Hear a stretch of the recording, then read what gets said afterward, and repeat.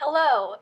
We are here at the Walters Museum of Art in Baltimore, Maryland, on the second floor of the ancient Roman section, here looking at sarcophaguses. I'm Jean Hogan. And I'm Kirsten Coleman.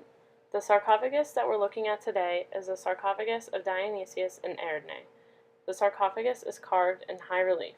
It is by a Roman artist unknown in the imperial period around 190 to 200 CE, and it is made of Perconesian marble. Ariadne is on the island of Naxos. She is sleeping with her head in her lap of Dionysus, the god of death, all depicted in the right corner of the sarcophagus.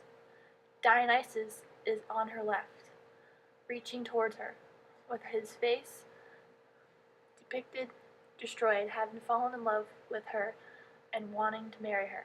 Dionysus wants to release her from her death-like state, portrayed by her sleeping on the god of death, Dionysus. Eros, the god of love, depicted as a panther at Dionysus' feet, is directing him towards Ariadne. The lid, which was added later, depicted Eros figures participating in a wine harvest. This sarcophagus was built to hold possibly a married couple. What we see here are the three main characters of this story: Dionysus on the left, Thanatos on the right, with Ariadne in his lap. We believe that these other figures are followers of Dionysus.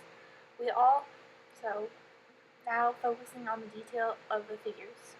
There are images of children in the sculpture as well as women. The artist focused on the anatomy of the figures, especially the men. It shows their abdominal muscles clearly. They are standing contrapposto with their bent knees. It looks as if their faces are static, with little to no emotion. The women are dressed and pose similar ways. Also, it seems only the women are wearing sandals.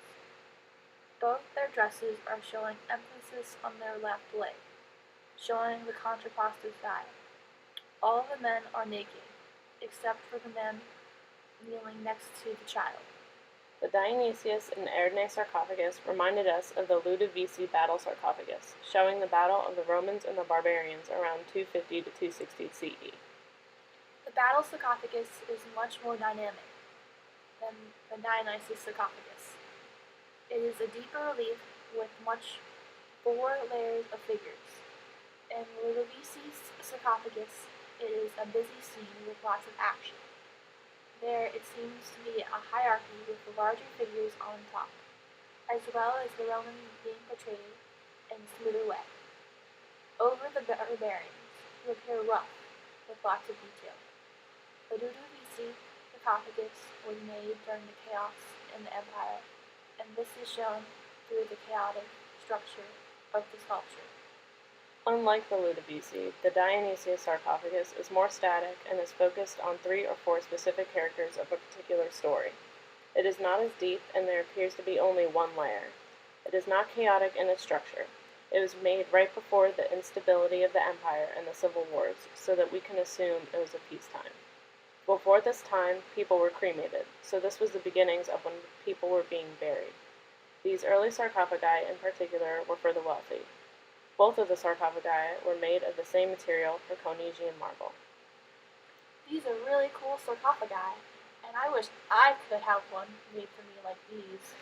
I think I would still like to be cremated, but I do agree that it is a beautiful, detailed work of art.